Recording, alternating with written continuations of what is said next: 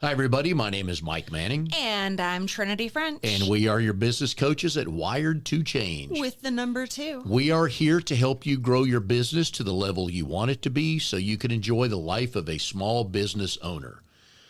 All right, Trinity, how many different things in a day do you do virtually, let's say, before March 1st?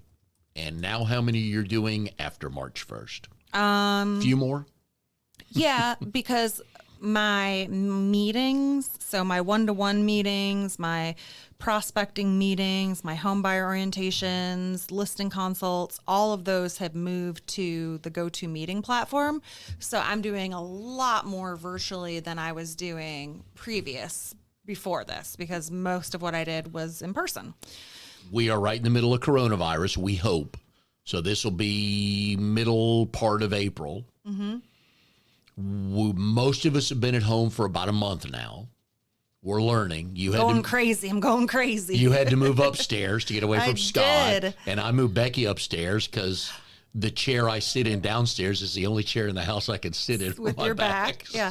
So Scott told me today, he said, I didn't know how much it was bothering you until I listened to your podcast. And I was like, well, that's because I'm not a bitch. And I wasn't mean about it, but it was really bothering me.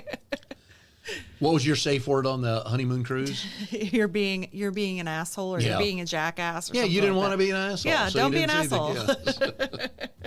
But we've gotten through that, but everything's virtual now. I did 4 one-to-ones the other day, 3 in a row. And it's actually not bad. I'm coming into this kicking and screaming because I got to have what we're doing right now, which is face-to-face. I feed off of that. But more and more things are virtual. So we're in hopefully the middle of the coronavirus, and things are going to level off. We don't know. We're hoping. But we know that many things have gone virtual now. And that's kind of what we want to talk about today, are things that are going on virtually and how many opportunities there are in the virtual world for you to expand your business or go, oh, I'd like to start that business. Because what void are you filling? I'm feeling voided right now. Whatever that means. But we do have tired. I'm hitting that afternoon slump, Mike. All right. Need some caffeine. All right. I got a little bit more sweet tea right here if you want to. But we do want to point out, folks, with your business, now is a time to move from the selling part of it to the helping people part of it. What do your neighbors need? What do your clients need? If you have to run an errand for one of your clients that you've had for a while and you don't make any money out of it, just do that. If you have a next door neighbor or a client that's elderly and you need to run to the store for them, just do it. Just help. The selling will come later. It'll build a relationship. And even if it doesn't that much, you just did the right thing. You still need to sell to keep your doors open, but be thinking more and more each time when I'm out doing this, how else can I help people? So virtual opportunities. More people are working from home, and we were laughing about this yesterday. We both work from home, so not really that big of a deal. The big deal is having our spouse there 24/7, whom we love dearly, but we've never worked 24/7 in a house with each other. This is the most consecutive time Becky and I in 34 years have ever spent together, which makes sense. This sequestering has made me realize that if Scott and I ever decided to start a business together, we would need separate offices, separate space. Yes. Because even if we were working on the same thing, I don't want to be in the same room with him because it's just too distracting. You're one step ahead of me because I will never do a business with Becky because we're wired so different. She had, through work, she's working from home now. They do a daily lunch and learn. So somebody from her department will talk about, they'll get updates on when they may be coming back. One of her coworkers was talking about painting today. I mean, they just talk about hobbies that people do. Yeah. And it was abstract painting. And I'd asking Becky before I came over here, how was the lunch and learn? Because we were both on Zoom calls till then. And she enjoyed it, but it was all abstract. And she goes, I'm not abstract. And I said, yes, I know that. If anything explains you better than anything, you're not abstract. And I am. I start in the middle of a sentence. I start at 10,000 feet like, hey, won't this be cool? And she goes straight to the, how are we going to start it? How are we going to pay for it? Which is good. It's needed, but just not every day. So we would not do well together. We would not do well together. So I wish couples, and if you're out there and you have a business with your spouse, I have 2 questions and 2 questions only. What do you talk about when you get home? And who breaks the tie? Mm-hmm. That's all I ask. Anything else is not as interesting to me as those 2 questions are. So, well, and I would really love to know how people are handling being at home with their families, because that's something that we haven't touched on, because Mike and I are both really fortunate right now that we don't have a distraction of children at home. And I know a lot of my friends are really struggling with trying to work from home, but they're also parenting full time. Yes. Because it's not like they have a nanny that's coming over to keep their kids organized while they're expected to work from home. And organized. I think of them as like a little. No, they're not anything but organized. I've had 2 one-to-ones lately. Ashley Rutledge, who's a CPA in one of the BNI, Business Networking International, one of the chapters I'm a consulting director for, and she and I really have not had a chance to sit down and talk. And she's got 2 daughters at home, 10 and 7, and they'd pop into the screen about every 5 minutes, either asking a question or just wanting to see what's going on. It was no big deal to me because I've raised 2 kids. I know what they're like.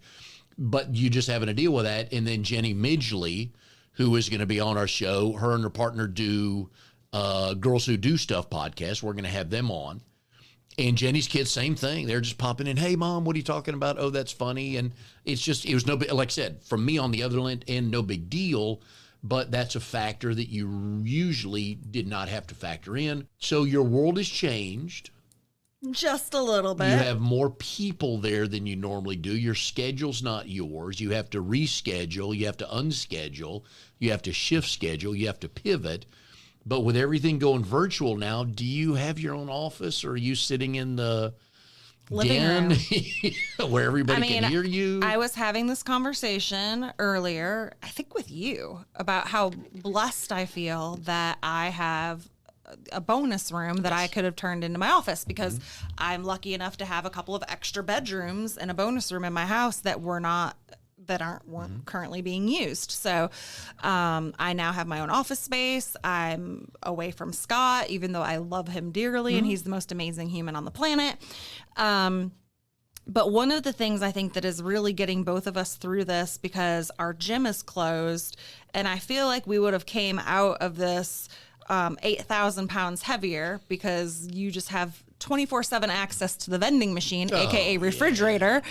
So we signed up for an app called Noom, which I've seen that. Okay. Yeah. Right. It's being advertised all over the place. If you haven't heard of it, I'm shocked, because it's all over.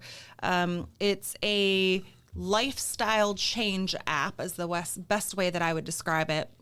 And we've been doing that together and really watching what we eat and trying to get bike rides in and our walks in and get outside. And again, we're really fortunate that we live in a neighborhood where we can walk around and be far enough away from our neighbors that we're not breaking any rules, even though I am a secret rule breaker. Yeah. Becky, real quick, Becky and I took a walk yesterday after work, and we going down one of the streets. There was a girl, I guess they're both about 14, maybe 15.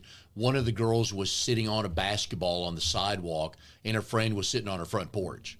They were probably 25 feet away and just carrying on like nobody's business, but that's the new normal right now. That is. And it was cool to just walk by there and go, oh, okay, they figured it out. They figured it out. They still needed a little face-to-face interaction. Absolutely, yeah. So that's something that we've been doing to try to watch our health, and it just goes to show that is a company that's completely virtual. Mm-hmm.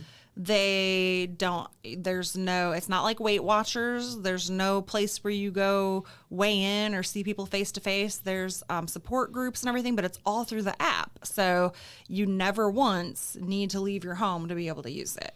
We have a pending phone call with somebody in the fitness world here, hopefully in the next week. She wants to start doing virtual workouts. So think about this. This will be mid-April. Let's assume by June 1, businesses are open. And for the most part, people are back to whatever that normal is. A lot of people are not going to want to go places where there's a lot of people. Gyms places like that. So you need to have mental and physical health and well-being while you're at home. So you're not going to go there, but you really do want to work out, and you can work out at home. Again, last couple episodes, we talked about pivoting, and this is one of those. And in the virtual world, what service can you take to your customers?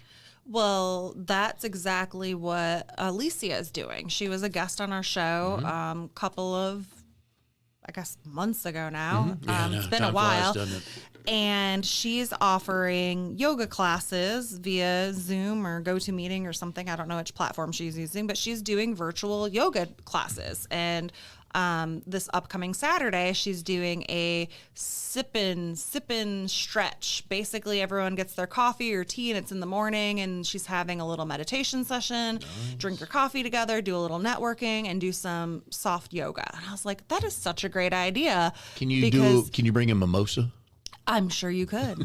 I'm sure you could. It in is a solid cup. Who's going to know? Exactly. No one's going to know. But you're filling a void. Your clients or potential clients on Saturday, I got to start doing something at home to stretch my body.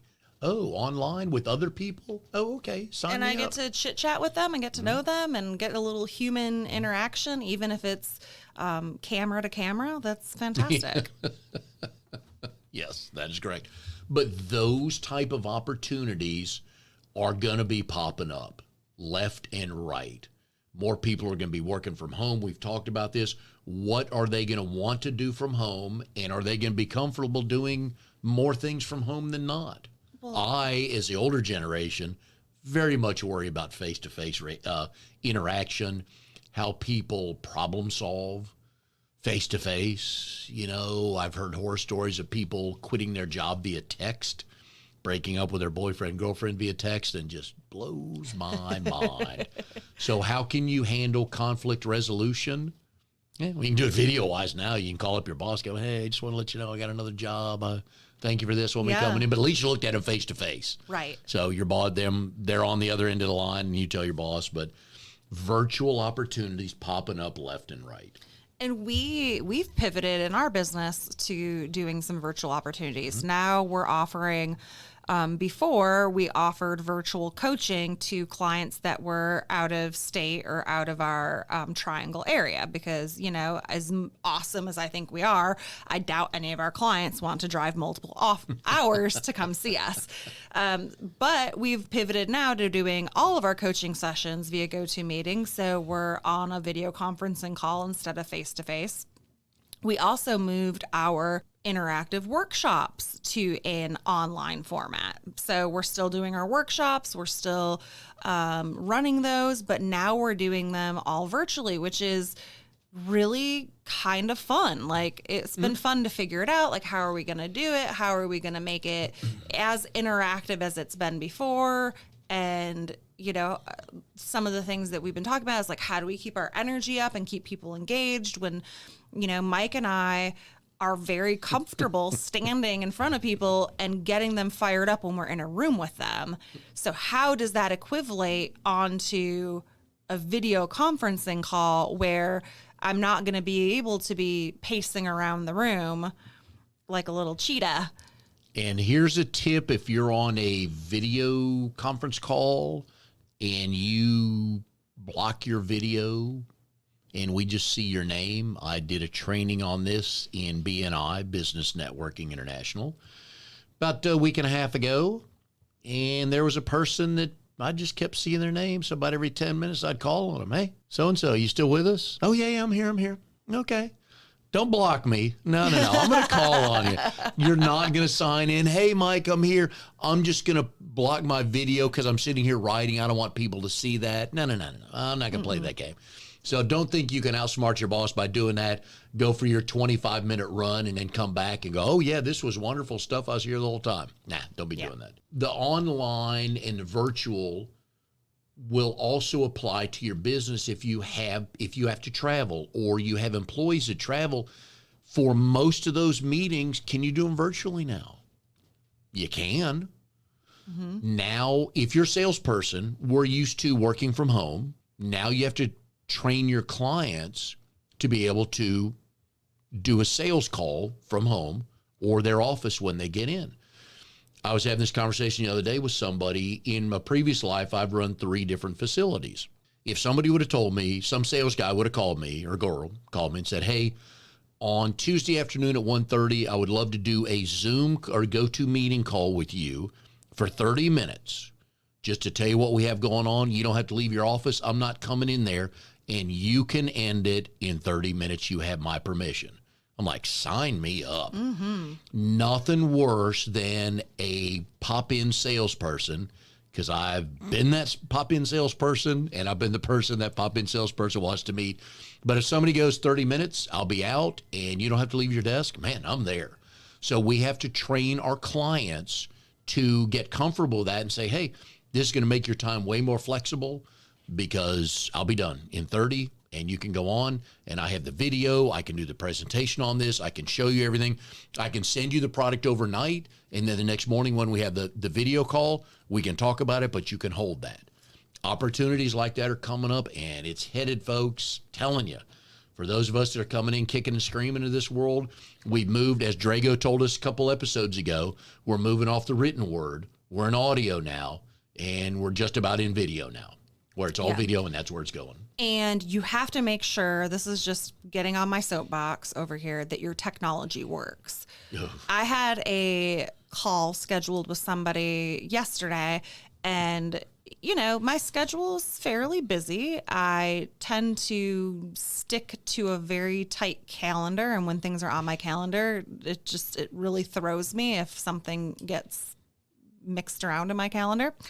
So when I schedule a time with somebody and they don't show up, or their technology that they're trying to use isn't working, it really pissed me off. So they had said, well, we'll set up the Zoom meeting. We're going to send it to you. They sent it to me, and the link didn't work. I couldn't get in.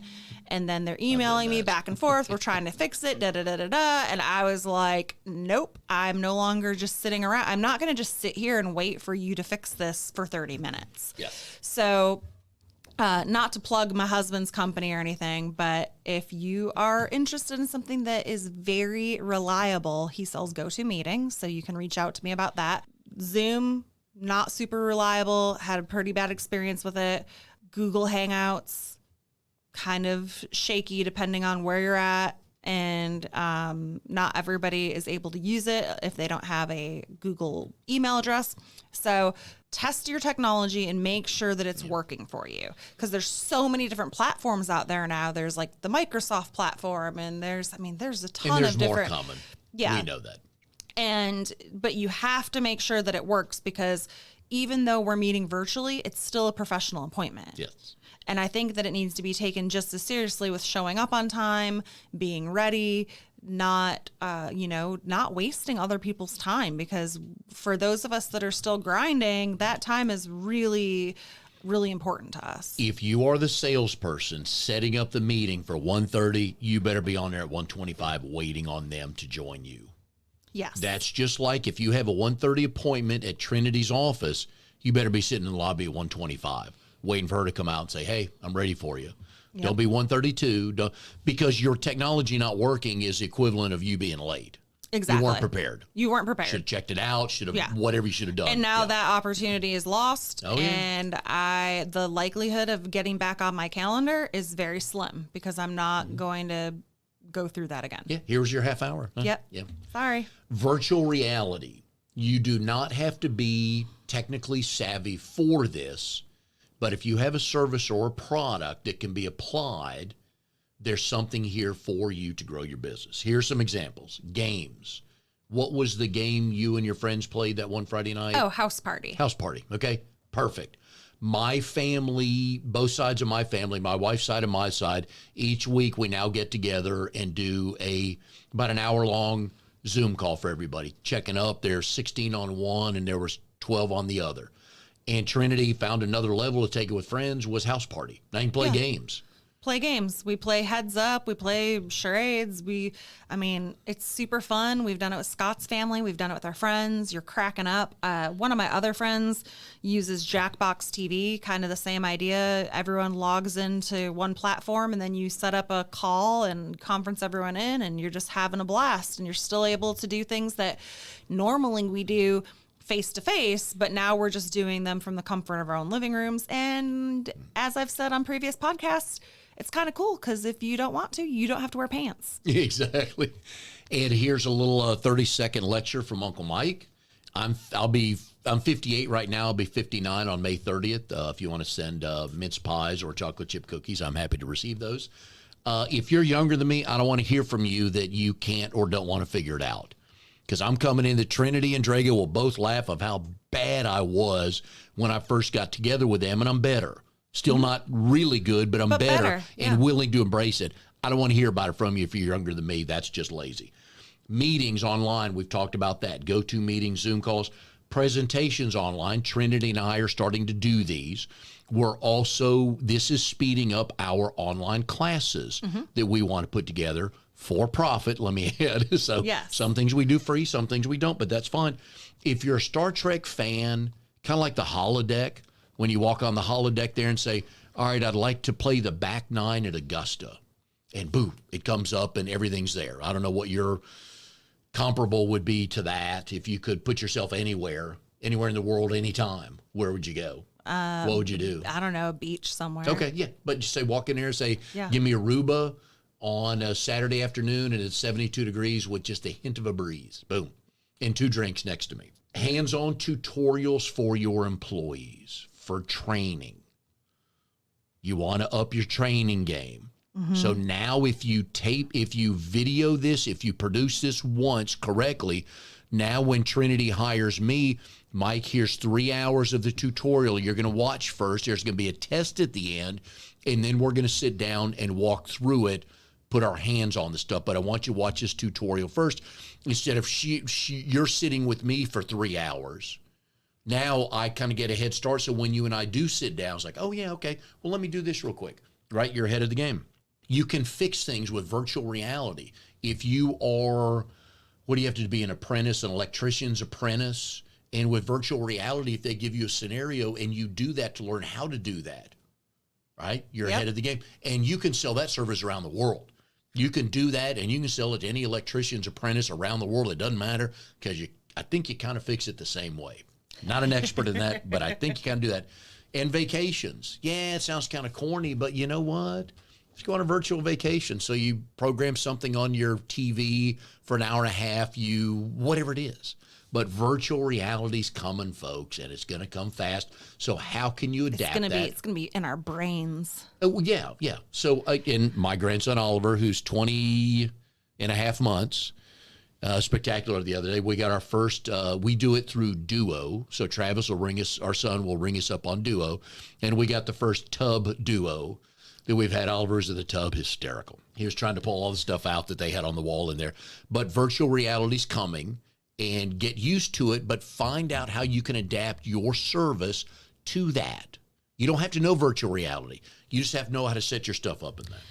And before we go any further, I do want to also mention that we're doing complimentary virtual coaching calls with people who maybe just want to chit chat about how they're doing. If you're doing bad, you're doing good, but you want to do better, we are here for you. We're doing this because we just have decided that there needs to be a way that we can give back to our community.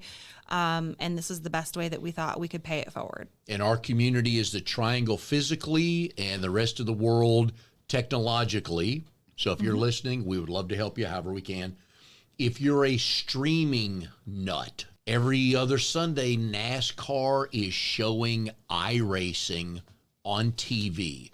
They get 40 drivers who have their own simulators at their own house because these boys have money, and they race against each other on NBC, actually on Fox. A couple weeks ago, they raced at Texas Motor Speedway. 1.3 million people watched that. They watched people virtually racing because they needed a fix. They got two different audiences. They got the diehard NASCAR fans who just needed something.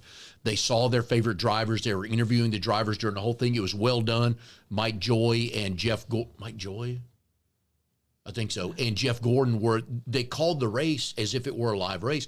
It was pretty cool. But they're going that. And then they also got the gamers who aren't maybe NASCAR fans, but they're like, oh, let me check that out. Yeah. So streaming is big time. NBA is doing a 2K tournament virtually. They're having players play against each other. They're getting ready to come out on ESPN with a game of horse. So you're at your house, I'm at my house, Drago's at his house. Drago's got the first shot. He does a hook shot on the baseline. You played horse before, right? Yeah. Okay. Yep. So he does the shot on the baseline, a hook shot, which he's good at. I just tell right now by looking at him, he can do that. Now it's up to me. It's the same game, but now it's virtually so people can watch because they just want to see something on TV, especially now when nothing's going on. But this all happening. People are finding a way to put it on virtually, and people are going to tune in because just want to see because it. we need it. We as humans, since the beginning, the dawn of ages, Yes. we love competition and sports and watching things. I have found myself yelling at the TV while watching Jeopardy the way that I do at my favorite sports teams. You idiot, how could you miss that? Scott looked at me and he was like, you need sports back. Everybody knows Michigan plays at the big house. How did you say that was Ohio State? Oh my gosh, yeah. But yes, so if you're a fan in the sports world, if you're a fan of LeBron, or you're a fan of pick your favorite baseball player, and you get to see them maybe once a month live doing something online or virtually, you're going to watch. When NASCAR comes back to race on the weekends, if they said in every third Wednesday of the month, we're going to have this iRace on NBC Sports Network or Fox 1, people will tune in to watch that. It's the wave that's coming, so how can you adapt that to your product and service? It's coming. Online schools, streaming, e-commerce. You talked last episode about pet training online. Never thought of that. Never even dawned on I'm me. here for you, Mike. Any other good ideas I have, I will make sure to share with everyone. And I also wanted to mention that one of our clients reached out to us because she wanted us to do an online training seminar for a bunch of her referral partners. And I thought, wow, one, what a great way for her to give back to people that refer her a ton of business. And two, again, it's getting us moved into the space where we're doing more things virtually, which is where we wanted to go. But we just were kind of dragging our feet about it. And now it's like, okay, we got hired for the job and we're going to figure out a way and get it done. The lesson in this was she wanted to stay in touch with her clients who she can't see because they're not in their office. She's not in hers, but she took the initiative. Are you taking the initiative to keep in contact with your clients? If you're not, you're going to be left behind when everything settles down and we get back to a new normal. So look at virtual reality. Look at how things you can do virtually to grow your business, to maybe get a new revenue stream started. It's coming, folks. You better embrace it. And I know you have. I know Drago has. And I'm getting there, but I'm coming kicking and screaming. But I'm getting there. I'm going to learn, hey, Drago, I'm going to learn Canva tomorrow. So I can do that image that Cameron sent us. I'm going to learn that. Yeah, I've learned how to edit video and audio online. And it's actually, folks, it's not that hard. It really isn't. And most of it's free. Yep. So go on the internet, Google something. It'll be free, I promise you. Rate, review, and subscribe on our podcast. We appreciate it. And everybody stay safe wherever you are during coronavirus. And we will see you next time on our Wired to Change podcast.